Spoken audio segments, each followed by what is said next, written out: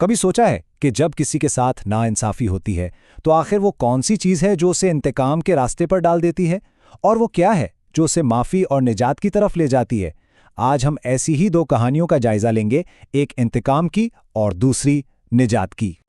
تو سب سے پہلا سوال جو ذہن میں آتا ہے وہ یہ ہے، کیا مجبوری اور بدلہ واقعی ایک ہی سکے کے دو رخ ہیں؟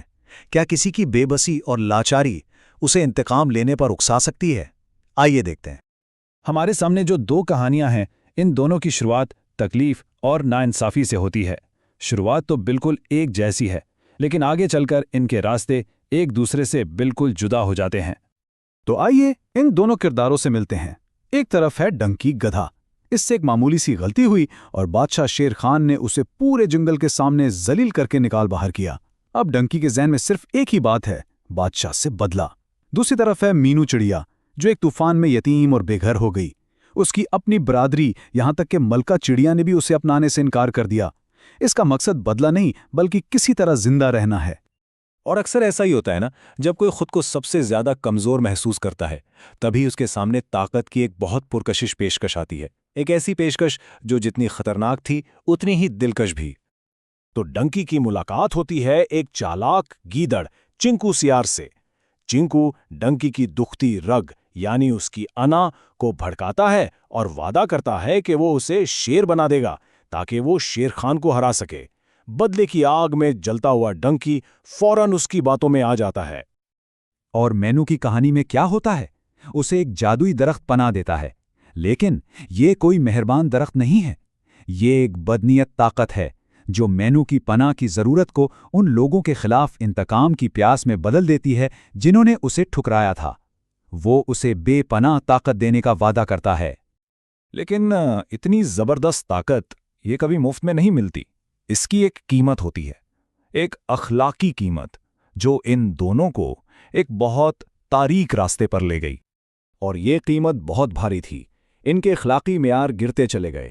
ڈنکی جسے صرف ذلیل کیا گیا تھا، اب وہ جنگل کے جانوروں کے بچے اغوا کرنے لگتا ہے، پرندوں کے انڈے چراتا ہے، اور مینو وہ اپنی نئی طاقت کے نشے میں دوسرے تمام پرندوں کے گھونسلے تباہ کر دیتی ہے، یعنی جس برادری سے وہ پناہ مانگ رہی تھی اب اسی کو برباد کر رہی ہے۔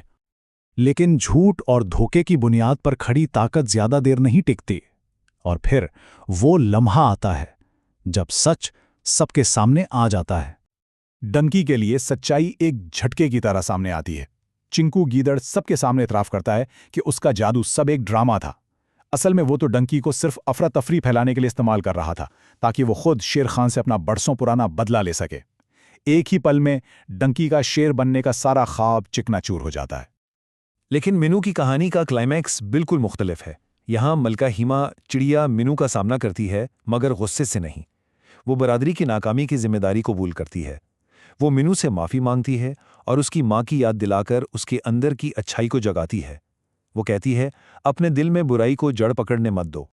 تو ان دونوں مختلف راستوں کا نتیجہ بھی بالکل الگ نکلا۔